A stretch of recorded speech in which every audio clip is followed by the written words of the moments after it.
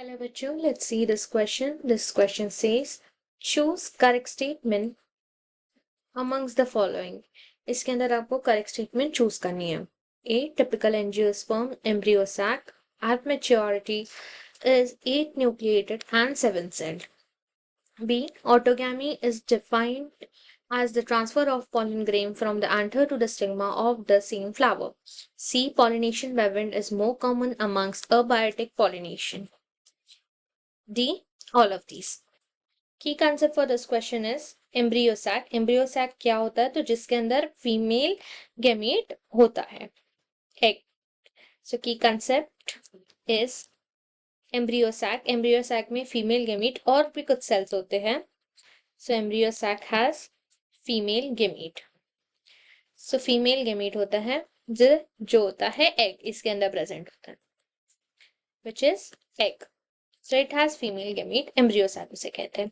Second की concept है इसके अंदर ऑटोगैमी. ऑटोगैमी मतलब सिंपली सेम फ्लावर में पॉलिनेशन करना.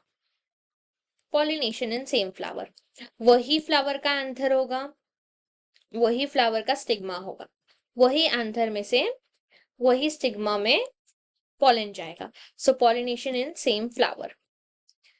फ्लावर भी सेम, प्लांट तो सेम होगा ही. फिर यहाँ लिखा गया है कि टिपिकल एंजियोस्पर्म में एम्ब्रियो सैक में मैच्योर्ड में 8 न्यूक्लिएटेड और 7 सेल स्ट्रक्चर होता है. तो अगर एम्ब्रियो सैक का स्ट्रक्चर देखें, so it is like this. Here there are 2 synergids. ये 2 सिनर्जिड्स होते हैं.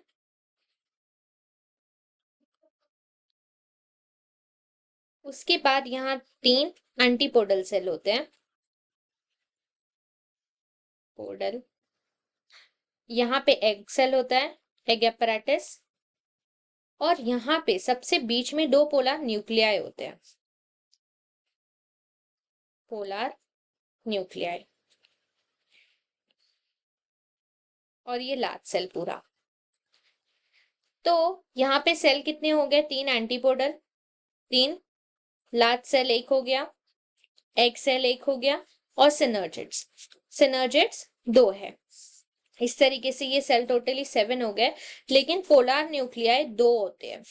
पोलर न्यूक्लियाई यहाँ पर 2 होते हैं, इसलिए ये 7 सेल स्ट्रक्चर है लेकिन 8 न्यूक्लिएटेड है, क्योंकि पोलर न्यूक्लियाई यहाँ पर इंटू 2 है, इसीलिए ये स्पेसिफिक है. ये नंबर ऑफ सेल है लेकिन ये न्यूक्लियर है, इसीलिए यहाँ पे न्यूक्लियर ज्यादा है. तो ये लार्ज न्यूक्लियर का पोलर न्यूक्लियाई से 2. सो ये स्टेटमेंट करेक्ट है. Autogamy defined as transfer pollen grain from anther to stigma of same flower. Pollination in same flower. Flower भी वही होगा और सेम फ्लावर होगा तो स्टिग्मा भी वही होगा और एंथर भी वही होगा. तो सेम स्टिग्मा,